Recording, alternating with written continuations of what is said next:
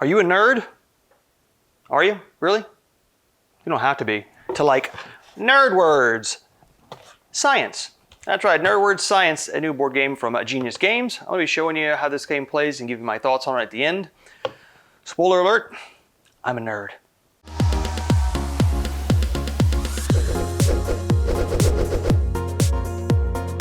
All right, Nerd Words is a team game. You're gonna have two teams. Each team's gonna get a board here. You gotta name your team. We'll just call this Team 1 and Team 2, just for speed here. So each team now is gonna be trying to guess the words of the clue giver. So each team's gonna go and have times where they give clues. And you're gonna get a card, a couple of cards dealt to you, like this, that have words on them, like calculator, circulatory system, cellulose. And there are tons and tons of cards in this game with all sorts of words. There's also a hard mode if you want to go harder. They're the ones that have the little yellow lines around it. That's more intense. We're going to go with an easy one here just for the demonstration today. So let's say I'm the clue giver. I'm going to give the word calculator. I've got to give up to 4 clues here, and I want somebody to get it. I want my team to get it for sure, but I definitely want somebody to get it. And this little board right here is used to bet on whether I think my team or any team is going to get it right. So I say calculator, yeah, I'm pretty confident in that. I'm going to bet 4 points. If I get it wrong, our team is going to lose 4 points if no one gets it right. If either team gets it right, we're going to get 4 points.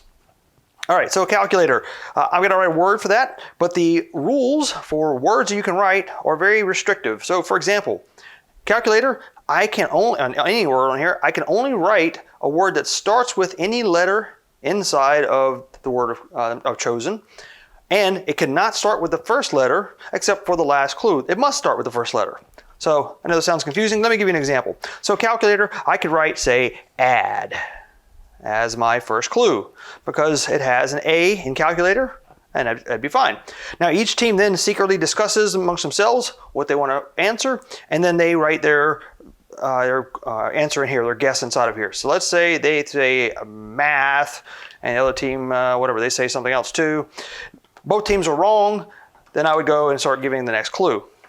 You'll notice though, there's a little box here where you can write something in. That box right there is where you can bet. So your team can bet, or either team can bet, up to 4 points.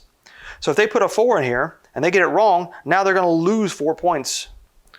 If you leave that at 0, let's say I put 0 inside of there, then if we get it correct, we're going to get the 4 points and we won't get anything added to it. But if we get it wrong, we're not going to lose anything. So putting something in this box is not a good idea unless you actually are fairly confident about what the actual answer is.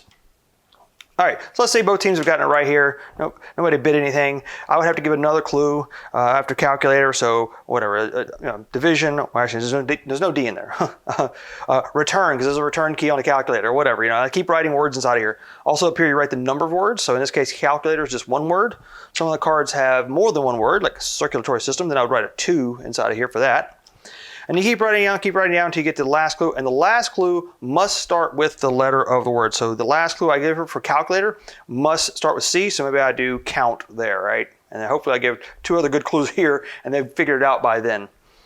If they figure it out in the first round, you're going to get 4 points. Figure it out in the second round, 3 and 2. And then the last round is going to be 1 plus whatever you put inside of this box here. Again, if you miss it, this is going to subtract from your score. You keep score on this little score pad right here, or little score marker here. Everybody starts at 6. So that way if you get something wrong, say you bet 4 out the bat and you get it wrong, and then you can actually go back down to 2 here. So you can actually lose some points here at the beginning of the game.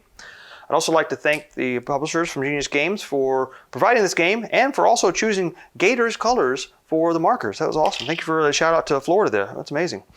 All right, the first team to pass the number 50 down here ends the game. There is more you can go on that. This is a tiebreaker, so let's say both teams ended up here. The blue team would be the winner. If one team passed the 50 and the other one did not, then of course the orange team would be the winner here. You can play more though. We've actually played this several times and we've actually done the board twice. We want to go down to 100 points. So, all right, let's come back up and I'll give you my final thoughts on this game.